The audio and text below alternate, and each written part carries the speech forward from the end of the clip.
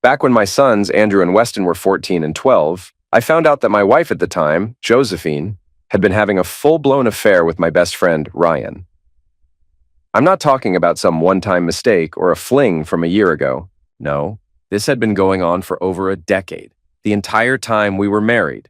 The entire time we were raising our boys. The man I used to drink beers with in my garage, the guy who stood beside me at Weston's third birthday party holding a camera, who sat next to me at Andrew's middle school graduation, was also the guy sneaking into my bed when I wasn't around. Josephine didn't confess. I found out by accident. It was a random Tuesday evening, and I was trying to find a picture from our last family vacation, one we took to Lake George the summer before. I opened up our shared iCloud photo account, something we both used for years. I typed Lake George into the search bar and started scrolling. And then right there, under Recently Added, I saw a folder named For Later. I don't know why I clicked on it. Maybe it was curiosity? Maybe I was just bored. But I did. It wasn't vacation photos. It was dozens of saved images and videos, screenshots of text messages, selfies I never saw her take, videos of her in bed with someone who wasn't me. And then I saw Ryan's face. He was there, plain as day, in one of the videos, holding the phone, laughing.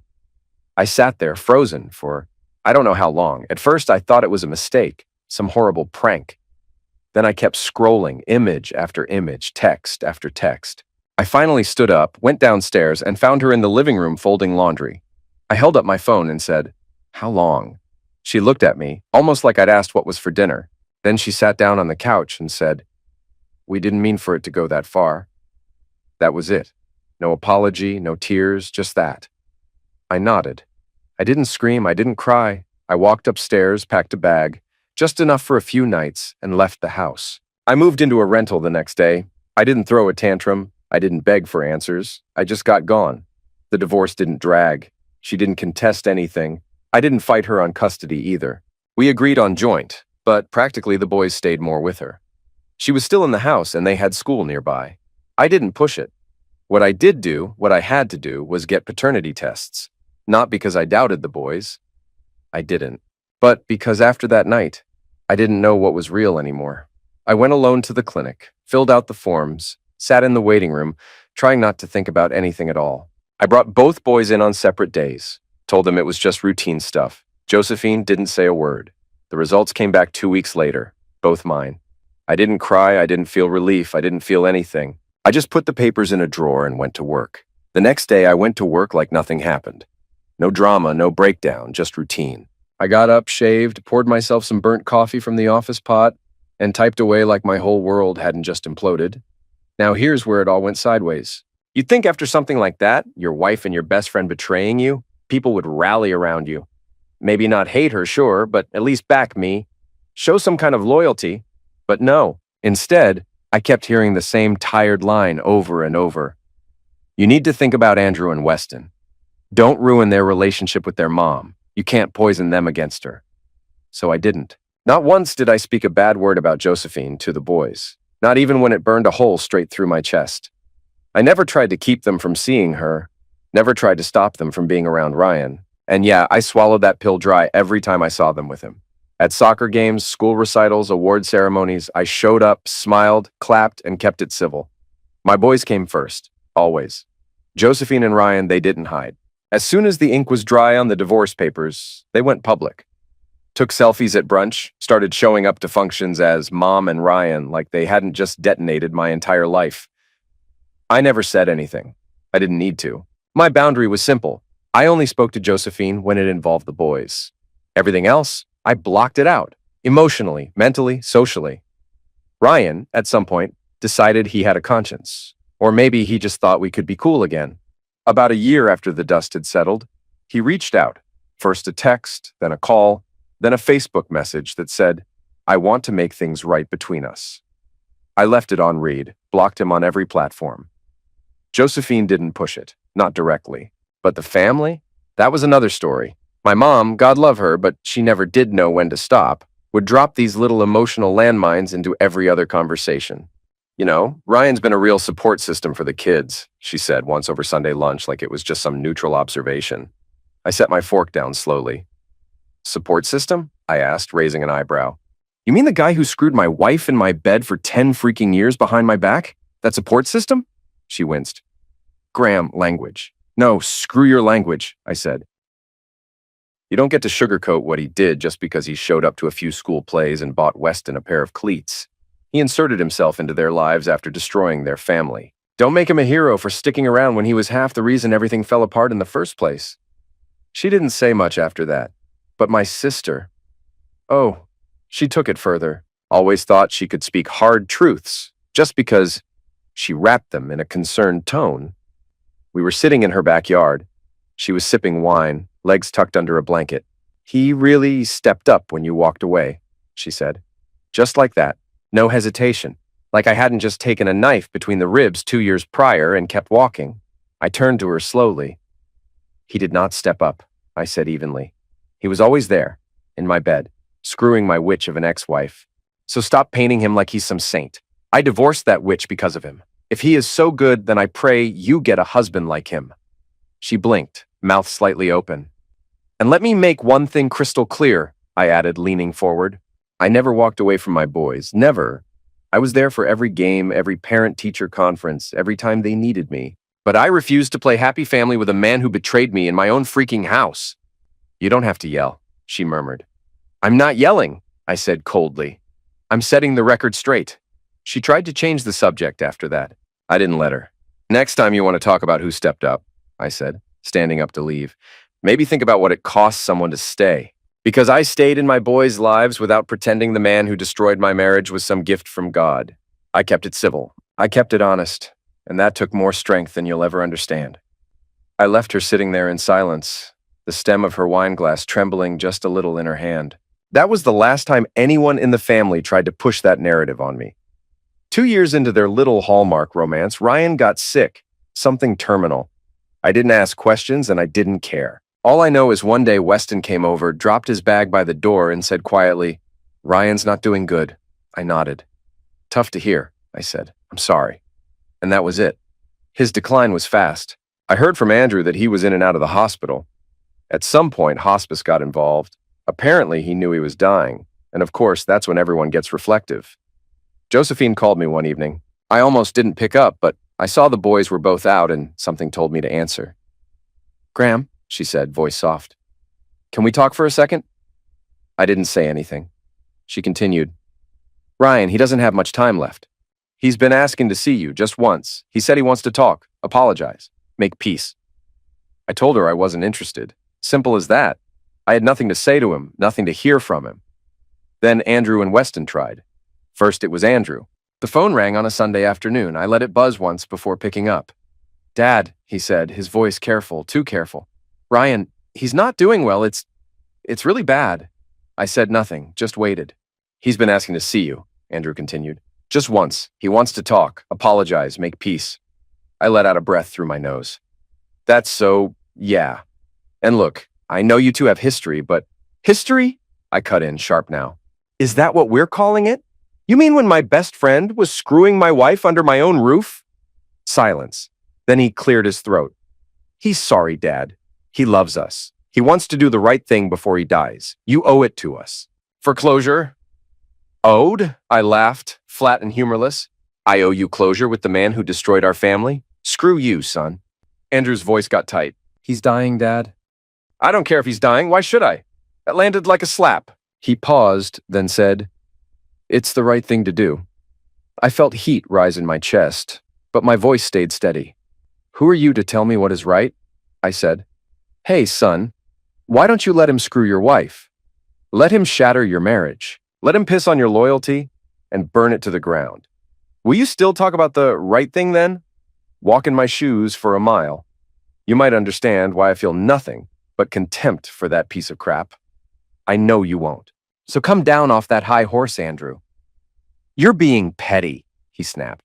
You're clinging to the past. You're making this all about you, like always. I let out a bitter chuckle. Freaking right, it's about me. You think I asked for this? You think I wanted to raise 2 boys in a lie while my so-called friend played family behind my back? He didn't respond. I lowered my voice. Why don't you go tell him to let go of the past? Tell him to stop reaching for forgiveness he doesn't deserve. I'm not your priest. Click. That was the end of that call. A couple of days later, Weston tried. His name popped up on my screen, and like a fool, I answered. "Dad," he said quietly, "look, I know things are complicated, but can you just do this one decent thing for us?" I paused. "Nope," just like that. There was a long silence. I could feel him collecting words, trying to tiptoe through this minefield. "You're bitter," he said finally, voice cool but firm. "You couldn't even do this one thing. Ryan's been more of a father figure than you have in years." That hit harder than he could have known, but it didn't crack me. No, it flipped a switch. Something cold and final settled in my chest. I stood in my kitchen, phone pressed to my ear, staring at the same counter where I used to pack their school lunches. I took a deep breath. "If that's how you see it," I said calmly, "then consider me dead." He didn't answer. "You've got your new dad," I added. "Keep your happy little family, I'll stay the heck out of it." Then I hung up. No yelling, no emotion, just done. And I meant it. They wanted me to sit across from the man who took everything from me. Nod, smile, maybe shake his hand while he played deathbed redemption. No. They wanted me to pretend that betrayal was something that faded with time. Something that could be wiped clean with a few tears and a hug. Absolutely not. They didn't want peace. They wanted convenience. They wanted a neat ending to their messy story. But I wasn't the villain in this tale. I just refused to be their prop. Ryan died shortly after. I didn't go to the funeral, didn't send a message, didn't ask how anyone was doing. I went to work that day, came home, made dinner. It was just another Tuesday. Andrew and Weston stopped talking to me after that. And you know what? Life went quiet, and quiet was good. Years went by after Ryan's funeral. I didn't hear from Andrew or Weston. No surprise. They picked their side and stuck with it. I wasn't out here waiting by the phone. I wasn't holding my breath for a change of heart. I wasn't bitter. I just moved on. I worked, kept my place tidy, picked up fishing again, started seeing some old friends, people from before everything went to heck, people not connected to Josephine or that old life. I never badmouthed the boys, never tried to rewrite history. I just lived. The years passed. They got older, into their 20s now. I figured by then they were deep into their own lives. Maybe working, maybe dating, married, for all I knew. I didn't keep tabs, didn't stalk their social media or ask around. I didn't care. Not in a cruel way, just in a final way, like a book you close and never open again. Then, at the start of this year, Andrew reached out. First, it was a message on Messenger. "Hey, I've been thinking about you. I miss you. I'd really like to talk if you're open to it." I stared at it. Didn't click. Didn't reply. Just let it sit there like a dead fly on the windowsill. A few days later, another message. "Dad, I know things got really messed up, but I was young. I want my father back in my life." Still nothing from me, not a word. Then came the texts. Somehow he got my new number. Maybe from my sister, maybe Josephine, didn't matter. The texts kept coming, this time longer. A block of gray text on a screen I never asked to read. "I didn't understand everything back then," he wrote. "Ryan's death changed me. I regret what I said. I realize now that you were the one who held everything together when I was growing up, even if you weren't loud about it." I read it all once, then deleted it. It didn't move me, not even a flicker. I didn't need closure. I didn't need forgiveness. I didn't need anything from him. Whatever epiphany he had was his to carry, not mine. But he didn't stop. Every couple of weeks, thinking of you. Or, "Hey, please let me explain." One time he even dropped an old photo into the message, me holding him as a baby. I was probably 29 in that photo. Tired, smiling, holding him like the world revolved around that little body in my arms. Like that was going to do it. Like that was going to snap something loose in me. It didn't. What it did was piss me off. You don't get to spit in someone's face and then throw a baby picture at them and expect the slate to be wiped clean. It all led up to last week. I'd had enough. I opened my phone, typed slow and clear. Just one message. Final. "I don't consider you my son anymore. I need you to stop contacting me. I'm not interested in rebuilding anything, and I won't force myself to pretend I am. You showed me who you were back then, and I believed you." That hasn't changed. I didn't say it to be cruel. I said it because it was true. You don't get to burn a bridge and then act shocked when there's no way back across. He tried one more time after that, short, desperate. "Please don't do this. I was a kid." I blocked him. That was the last time I heard from him. I know how this sounds to some people. Harsh, cold, maybe even selfish. People love a redemption story. They want the dad to forgive the son, hug it out, cry over beers and photos from the past. That's not this story. Andrew and Weston were old enough to know what they were doing, old enough to make a choice. And they chose him. They chose Ryan. They weren't 5. They weren't clueless. They were teenagers and not dumb ones. They were old enough to stand in front of me and say that the man who'd been screwing their mother behind my back for years, the man who laughed with me in my garage while he was sneaking into my bed, was more of a father than I'd ever been. You don't say that kind of thing by accident. You say it because you mean it. People like to imagine betrayal as this clean-cut moment, paper signed, keys handed off, a new chapter begins. But it doesn't work that way. Betrayal echoes. It's there in every empty chair at Thanksgiving. It's there in every birthday I spend alone. It's in the way people look at me like I'm the problem, like I'm the cold-hearted bastard for refusing to get over it. But why should I? Why should I pretend to forget when they remembered every inch of what they were doing?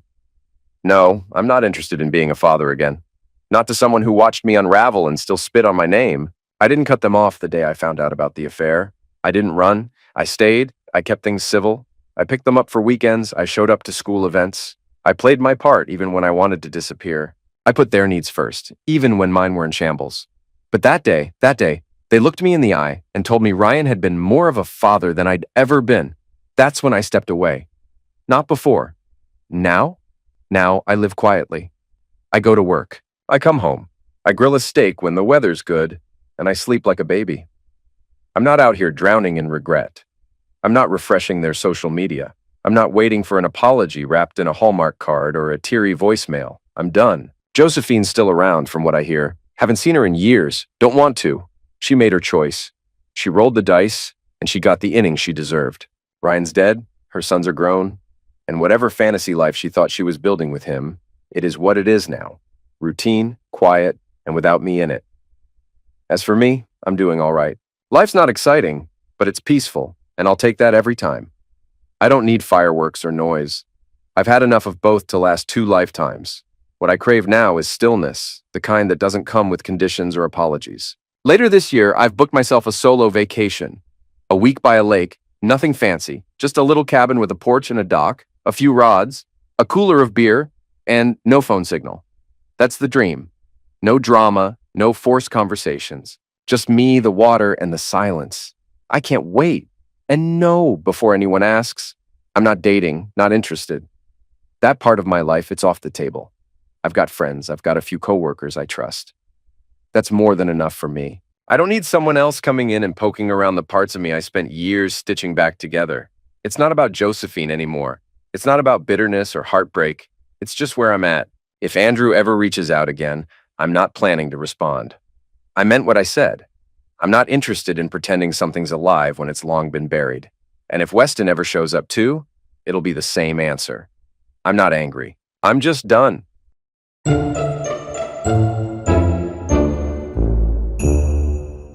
Now for the second story.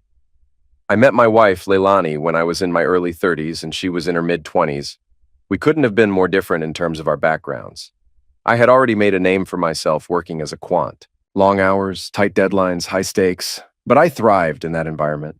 I was financially stable, borderline wealthy by most standards. I'd lived frugally through my 20s, invested carefully. And by the time I turned 30, I had more than enough to retire early if I really wanted to. She, on the other hand, was sweet, charming, and in a completely different world. She hadn't gone to college and worked odd jobs here and there. Nothing particularly stable or career-driven. When we met, she was working at a small cafe and shared an apartment with 2 roommates. She didn't mind it, and said she liked the simplicity. She had this easygoing aura, the kind of person who seemed comfortable wherever she was. Maybe that was what pulled me in. We clicked fast. Conversations flowed effortlessly. We laughed a lot. I felt emotionally grounded in a way I hadn't before. I won't pretend I wasn't enamored by how different she was from my world. She didn't care about finance, didn't even fully understand what I did, but she made me feel human after a long day of dealing with algorithms and market volatility. I know how cliché that sounds, but it felt real to me. About a year into dating, I proposed. I wasn't interested in wasting time. I was at a point in life where I knew what I wanted. She said yes without hesitation. We got married in a small ceremony, just close friends and family. I put her on the deed for our house, though I'd bought it years earlier. It was a premarital asset, technically, but I thought it was symbolic. an act of trust. Things were good at first. We moved in together, and about a year later, she got pregnant with our first child. That's when she brought up staying at home. We were in the kitchen one evening. She was slicing strawberries barefoot, humming to some old Sam Cooke tune, and she looked up and said, "I've been thinking, I want to raise our baby myself. I don't want strangers taking care of them while we're both out working. I want to be there." I remember drying my hands and leaning against the counter. "You sure?" I asked. "That's a big shift. You've always liked your freedom." She smiled. "I know, but this feels different. I want to give our child consistency, presence, and we can afford it, right?" I'll admit I was torn. There was a part of me that felt it was unfair, like I was signing up for an eternal grind while she got to step away from the world. But another part of me understood the logic. We could afford it, and she wasn't wrong. Being home with the kids would give them consistency, and it aligned with her nurturing personality. So I agreed. She stayed home, and I went to work every day. 12-hour shifts, sometimes more during earnings seasons or when the markets got volatile. The stress never really went away, but I told myself it was worth it for the family we were building. Over the next several years, we had 2 more children, 3 in total, 2 daughters and a son. They became the center of my world. I pushed myself harder, took on more responsibilities, and kept climbing the ladder. She, meanwhile, handled the house and the kids. Let me be clear, I'm not knocking stay-at-home moms. I know some people like to weaponize that dynamic, and that's not what this is. But in the context of our marriage, she had a very easygoing lifestyle. Her parents came into town now and then to help out.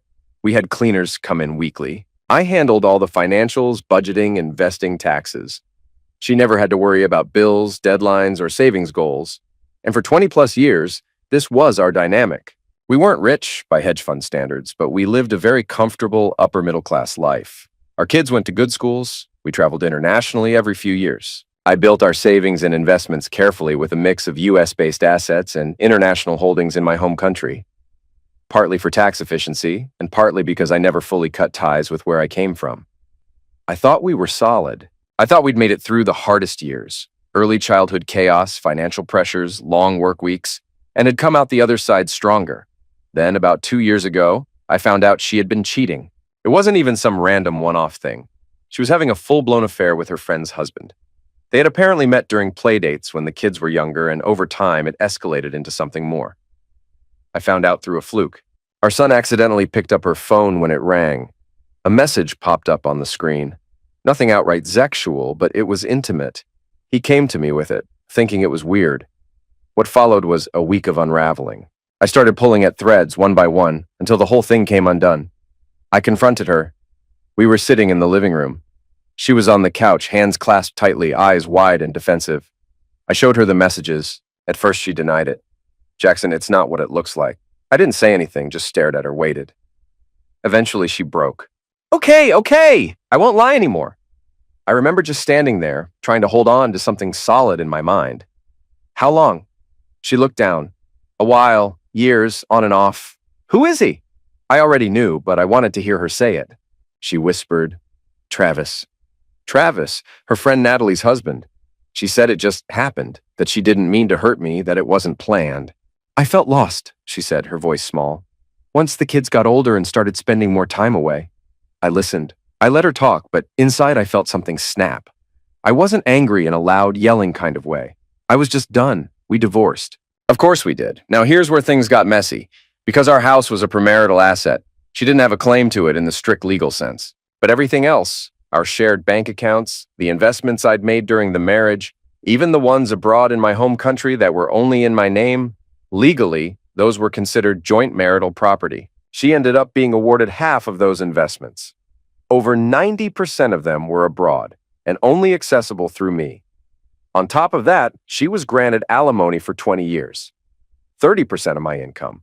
Let that sink in. After more than 2 decades of being the sole provider, of working myself into the ground while she stayed home, and then cheated on me with a man I had invited into our house, a man I considered an acquaintance, the court still handed her what felt like a golden parachute. If she had come to me and said she was unhappy, if she had told me she wanted something different, I would have listened. I would have paid what was fair and walked away. But cheating, that was a different beast.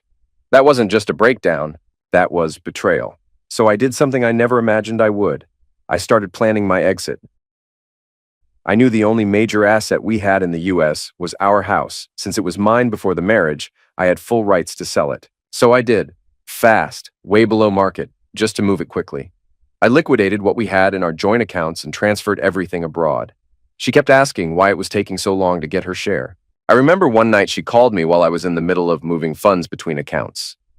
"Jackson, have you heard from the bank yet? I thought the wire was supposed to be through by last Friday." I kept my voice steady. "Yeah, there's just some delay on the international side. Legal verifications, tax disclosures. These things take time." She sighed. "Okay, just let me know. It's been weeks." "Soon," I said. "It's all in process." She didn't question it much after that. Once the house was sold and the funds were safely moved, I booked a one-way ticket back to my home country. And just like that, I was gone. I didn't tell her I was leaving until I was already gone. The moment I landed, I cut everything off. Closed down the US-based accounts, ceased all alimony payments, and went radio silent. By the time she realized what was happening, I was already fully reestablished abroad in a country that doesn't recognize foreign alimony enforcement unless entered into voluntarily. And I wasn't about to volunteer. I'd already spoken to multiple lawyers before I made the move, both in the US and in my home country. The consensus was clear. Once I was out, there was virtually nothing she could do to enforce the alimony or access the foreign-held investments. Everything she had a legal claim to was now out of reach, and I made sure it was all airtight. She ended up with her half of the minor savings we had left in the US, and nothing more. It was, legally speaking, a clean break, but clean doesn't mean painless. What I didn't fully anticipate, maybe naively, was the impact on my kids, especially my daughters. My son, he was on board from the start. He'd seen the messages, too. He saw how I collapsed the night I realized it was real, that this wasn't some passing mistake or miscommunication. He saw how, even before the divorce, I barely slept or ate, how I kept going to work like a machine because I didn't know what else to do. He's pragmatic, logical, too much like me, maybe. My daughters, not so much. The older one, now in college, was devastated. We had a call not long after the dust had settled. "Dad," she said, her voice shaking. "You blindsided Mom." "She cheated," I said, keeping my voice calm, measured. "I know, I'm not saying that was okay, but you financially ruined her. She gave up 20 years of her life to raise us, and you just, what, vanish with everything?" "I didn't vanish," I replied. "I protected what I built." "You should have handled it like an adult," she snapped. "Like a father. Like a man."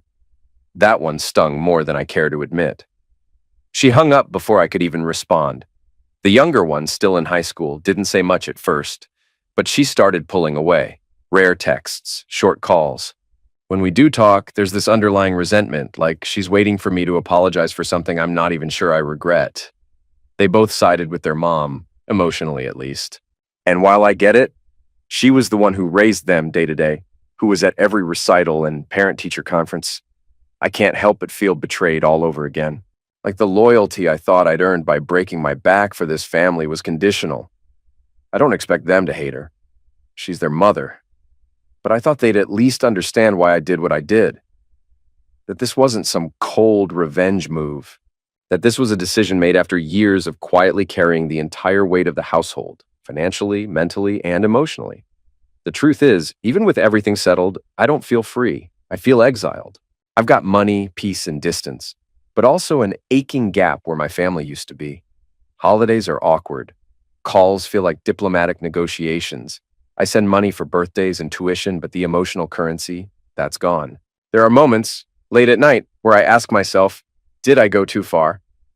Could I have just taken the hit, paid the alimony, and walked away with a cleaner conscience? But then I remember the smug look on her face the day the settlement was finalized, like she'd won. Like I was just another idiot who worked so she could live in comfort and cheat in peace. I gave her everything I could, 2 decades of unwavering financial support, a comfortable lifestyle, full autonomy. And the second things got boring, she looked elsewhere. I'm not looking for pity. I made my choices, and I don't regret protecting myself. But my daughter's reaction? It's made me question if in protecting myself, I became something else entirely. I knew the pitchforks were coming, but I underestimated just how many people would outright ignore the full picture. So let me make a few things very clear because the idealized version of her that people keep parroting, that's not the woman I divorced. Yes, she stayed home and raised our kids. I never said that had no value, but people are painting her like she was some selfless saint who gave up a thriving career for the sake of our family. That's just flat out revisionist. She never had a career to give up. When I met her, she was working 30 hours a week at a coffee shop, barely paying rent with no degree and no long-term ambitions. That was her lane, and she was content in it. She told me explicitly once, sitting on the couch with her legs curled under her, flipping through a magazine, "I never vibed with work. It just doesn't suit me." That was a direct quote. She wanted comfort, and I gave it to her fully for 20 years. What most people didn't see, what they still refused to see, was the entitlement that grew with every year. At first, she was grateful. I remember those early years. I'd come home exhausted, and she'd meet me at the door with a smile, dinner on the stove, kids napping, or at least attempting to nap. It felt like a partnership, like we were both doing our part to keep the machine running. But that shifted, slowly at first, then all at once. Once the house, the lifestyle, and the kids settled in, she changed. She started treating my income like it was her birthright, like the money just appeared because the universe owed it to her. She got used to the luxury she never earned. I'd come home from 12-hour shifts, sometimes more if there was a market shock, and instead of, "Hey, how was your day?" I'd hear complaints about how the housekeeper didn't do the dishes quite right. Seriously, the housekeeper. She'd sigh dramatically and say things like, "Do you think we could finally take that trip to Santorini next year? Everyone's going." I'd remind her we'd just gotten back from Portugal a few months ago, and she'd wave it off like that didn't count. She once complained that I didn't take enough vacation when, honestly, we traveled more than anyone we knew. It felt surreal. She made every dime I earned feel like an obligation, like a basic requirement of being her husband, not a sacrifice or a choice. And what blows my mind, what truly deeply stings, is how easily people toss around that tired phrase, "but she raised her kids," like that's some trump card, like it cancels out everything else. Yes, she raised them, but so did I. Maybe I wasn't at every PTA meeting or bake sale, but I paid for everything. The school, the clothes, the braces, the summer camps, the family vacations, and every bit of health insurance that kept us all covered. They lived without want because I never stopped grinding, even when I was miserable, even when I barely recognized myself. Now, fast forward to what's happened since everything blew up and the post went viral. She lost her mind when she realized the money wasn't coming. The rage wasn't quiet or introspective, it was volcanic. She tried going through the courts again, petitioned for enforcement, but like I said, foreign jurisdiction doesn't recognize the U.S. alimony order unless it's voluntary. And I'm not volunteering a freaking cent. She hired a lawyer, tried to track my assets, and came up completely empty. I made sure of that. Now she's living in the bottom end of town in a rental, blew through the bit of cash she got from the divorce within months. She tried going back to work, lasted 2 months, then quit. Now she's living off her parents. The same parents who used to look down on me. A quant with a multi-million-dollar portfolio for not being cultured enough for their daughter back when we started dating. That irony is lost on no one but them. As for the kids, my son and I, we talk weekly. He's planning to visit next year once his internship wraps up. We've had some hard conversations, really hard, but he gets it. He saw how checked out she was toward the end. He saw the mess I had to clean up just to keep the family functioning. My older daughter, though, is still cold. We text here and there, but it's strained, surface level, polite. She once texted me out of nowhere, "I don't condone financial abuse, Dad." That hit like a brick. Financial abuse? That's rich, coming from someone who never held a part-time job until college, who grew up with international vacations, private tutors, and a fully funded college fund. She wants her mother taken care of, not because her mom deserves it, but so she doesn't have to feel guilty. She can't accept that her actions, her mother's actions, cost her that security. The youngest barely speaks to me now. I still send birthday gifts, nothing flashy, just thoughtful things I know she'd like. Tuition is covered, of course. I made sure of that. She'll never have to worry about her education, not on my watch. But beyond that, that's the extent of our relationship. A few curt replies, usually prompted by something logistical, nothing real, nothing heartfelt. I hope one day she'll come around. I really do, but I'm not holding my breath. People keep saying I did this to avoid my kids, like I abandoned them, like I vanished into the night because I couldn't handle being a father anymore. They're dead wrong. I didn't do this to avoid my kids. I did this to protect myself from a woman who saw me as a paycheck, not a partner. You think it's easy to just up and leave the country where your kids are growing up? To watch them drift further away every month while you hope the next call will be a little warmer than the last? It wasn't easy. It still isn't. But I've sacrificed enough for people who turned on me the second they weren't getting what they wanted. That's the part no one wants to talk about. She didn't leave because I was abusive. She didn't leave because I failed to provide. She left because after 20 years of building her a life of ease and comfort, she got bored. And instead of being honest with me, she went and betrayed me with someone we both knew, someone who used to stand in our kitchen and drink my coffee. I didn't move to disappear from my children's lives. I moved because I refused to fund the comfortable lifestyle of someone who spat on our marriage and walked away without so much as an ounce of accountability. If that makes me an a-hole in your eyes, so be it.